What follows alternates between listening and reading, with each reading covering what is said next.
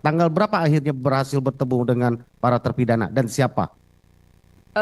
Saya tidak pernah bertemu dengan semua terpidana terdakwa waktu itu sampai mereka rekonstruksi. Tetapi pada tanggal 15 September 2016, karena kan saya juga nyimpen nomor handphone, waktu itu masih handphone model klip. Saya waktu itu berulang-ulang karena saya terus cari tahu siapa yang bisa saya akses di Polda. Saya orang Cirebon, nggak ada akses ke Polda. Akhirnya saya dikasih nomor penyidik Polda Jabar yang orang Indramayu. Pada tanggal 15 September 2016, karena saya terus memohon agar saya bisa mendampingi dan hanya pada penyidik yang dari Indramayu itu mau yang berkomunikasi dengan saya. Namanya Pak Dodi. Pada tanggal 15 September 2016, saya dikasih kabar besok Sakatatal tahap 2 tanggal 16 September 2016. Saya kaget, loh kok udah tahap 2? Karena informasinya tanggal 15, di dalam surat kuasa itu kan saya tergabung dengan pengacara senior. Waktu itu saya menyampaikan, Pak, di tanggal 15 September setelah saya nerima telepon akan ada pelimpahan tahap 2. Saya bilang, Pak, besok Sakatatal dilimpahkan tahap 2. Saya nggak pernah ngedampingin. Waktu itu pengacara senior bilang, Tin, kamu pegang perkara ini sendiri. Apapun resikonya, kamu pegang sendiri. Mohon maaf, saya nggak bisa nyebutnya nama karena udah almarhum. Kemudian, kenapa Bapak nggak mau sidang? Si AA karunya sudah dipanggil. Saya nggak usah pakai mic yang mulia.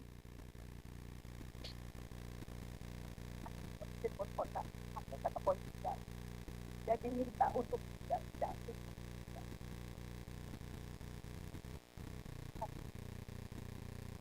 Pakai mic aja, Bu. Terbuka.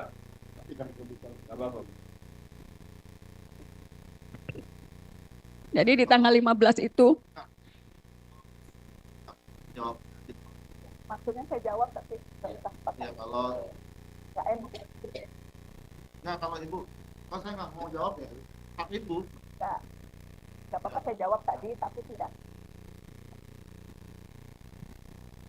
Oke.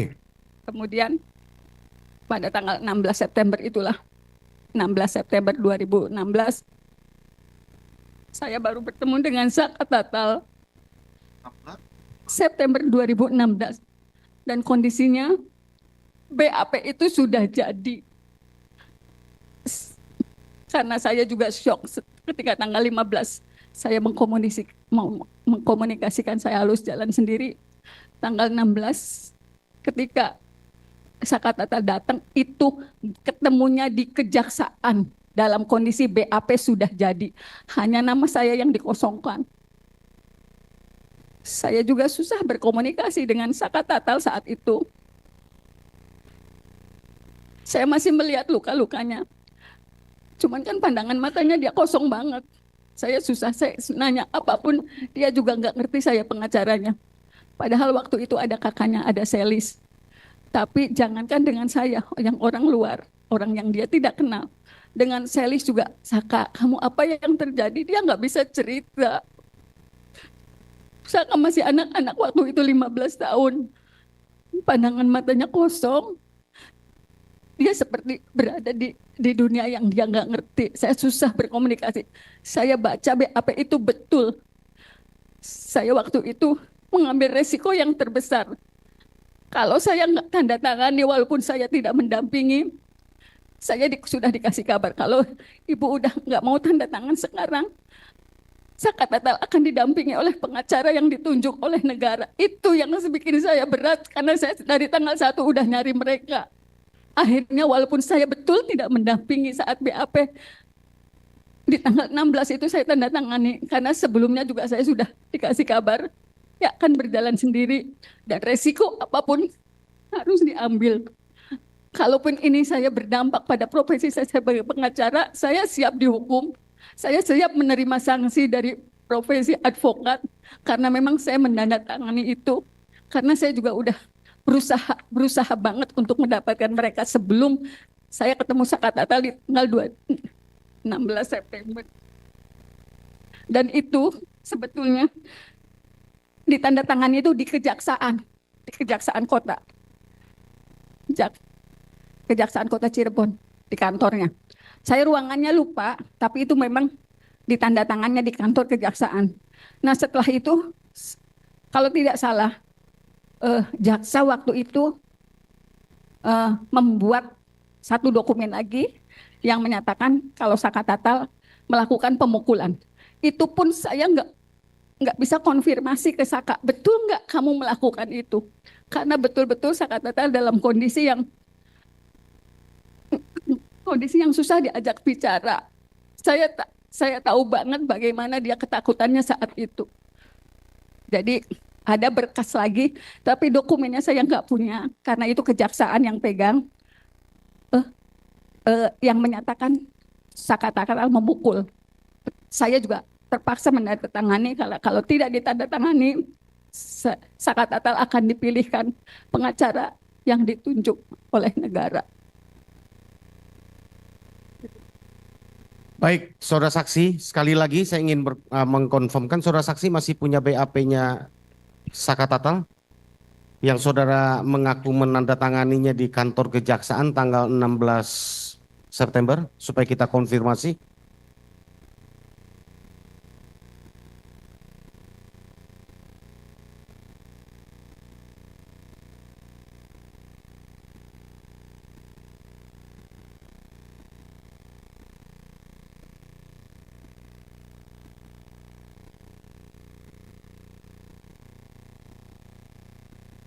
Ini yang penting mulia, karena di dalam berkas memang BAP ada tanda tangan dari saudara saksi sebagai penasihat hukum, tapi dalam keterangannya tadi saudara saksi mengaku tidak menandatangani selama pendampingan, tetapi dia menandatanganinya tanggal 16 September 2016.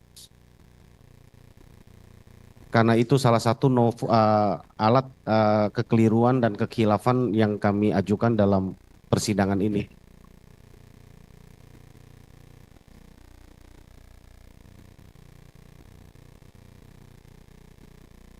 Ada. Oke, ini aja Bu. Mungkin dihadirkan aja. Ya ini aja sama aja.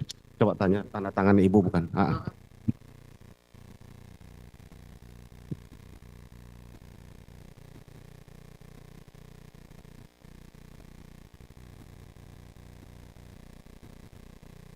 Ya betul di tanda tangan saya.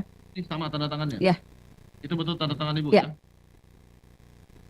Yang di berkas yang Ibu punya itu sama tanda tangannya? Tanda tangannya. Sama tanda tangan. Di tanggal 16 September itu yang saya dapat suratnya ini, yang mulia. Bukan P21. Itu 22 September ini? Ini bunyinya. Tanggal 13 September.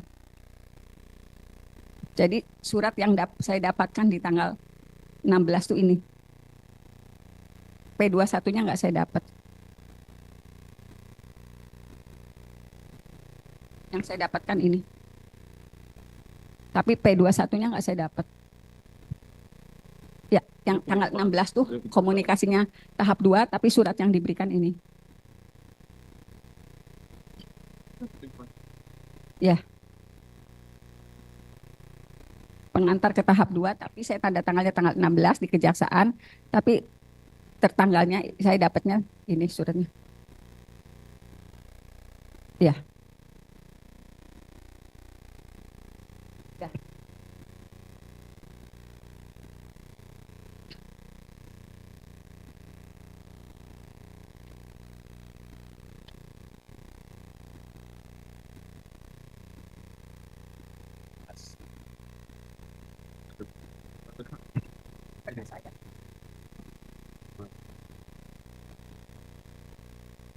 Ini sudah tanda tangan sudah jadi. Sudah jadi. sudah jadi. Karena kalau saya tidak tanda tangan Tatal, kalau ibu nggak tanda tangan akan didampingi oleh pengacara yang ditunjuk negara. Jadi saya memang tidak mendampingi saat diketiknya BAP Saka Tatal. Ya. Ya. Ini BAP Saka Tatal. Ya, BAP Saka Tatal. Walaupun di sini ada tulisannya, tapi saya memang tidak mendampingi pada saat pengetikan. Jadi ini dibawa dari Polda Jabar ke Cirebon dalam kondisi sudah jadi, tinggal tanda tangan saya. Ada pertanyaan termohon terkait surat ini? Cukup ya? Ya. Berarti semua surat tanda tangan di tanggal 16. Ya, tanggal 16 dengan informasi dari anggota Polda yang menyatakan ini tahap 2. Iya, tanggal 16 tahap 2. Karena ditandatangannya di ruangan kejaksaan. Cuman saya lupa ruangan apanya. Ini saya kembalikan lagi surat kuasa sama surat yang tadi baru ditunjukkan. Silakan Bu, duduk. Pak, duduk. Oke. Saudara saksi, jadi yang di BAP tadi itu betul tanda tangan saudara ya, saksi ya? Ya, Di betul. BAP ya? Ya. Dan saudara saksi menandatanganinya bukan saat pendampingan di Polres Kota Cirebon ataupun di Polda Jabar ya? Bukan. Tetapi di Di kejaksaan pada saat tahap 2. kejaksaan mana jelasnya? Kejaksaan Kota Cirebon. Kota Cirebon, Ya. tahap 2 ya? Tahap 2. Oke. Saudara saksi, berapa BAP yang saudara tanda tangani? Hanya untuk tersangka Saka Tatal atau dengan terpidana lain? Hanya Saka Tatal saat itu. Hanya Saka Tatal Ya. saat itu. Saudara saksi bertemu dengan Saka Tatal saat itu? Waktu tahap 2? Bertemu. Ketemu. Bagaimana keadaannya?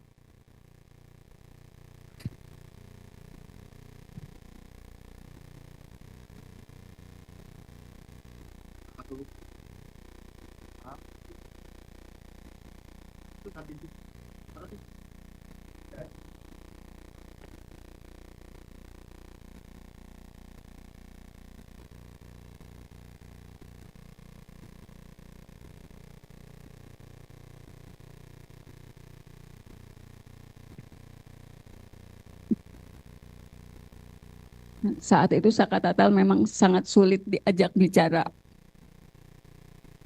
Jangankan oleh saya, tetapi juga oleh keluarganya. Waktu itu ada Selis.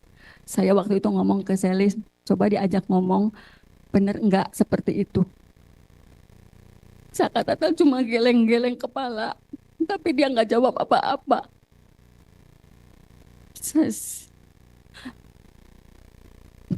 Dia juga masih kelihatan ada bekas luka-luka, bekas sundutan rokok di mukanya. Dan ketika komunikasi juga kita tidak dibiarkan, misalnya saya dengan Saka Tatal dengan keluarganya, enggak selalu ada yang mendampingi dari pihak kepolisian. Cuman saya nggak bisa sebutkan karena saya juga lupa. Jadi memang kondisinya betul-betul sangat kelihatan shock.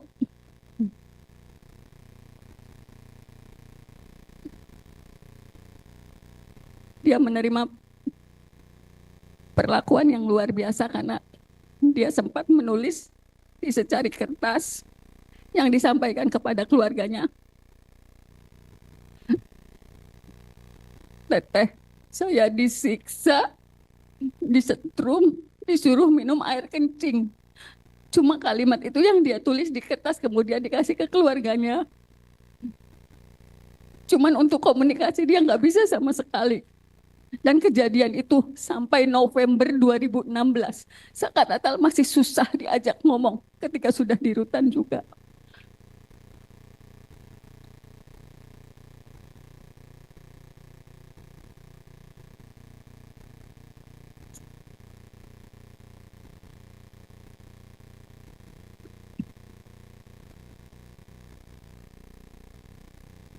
Sudah, saudara saksi, cukup?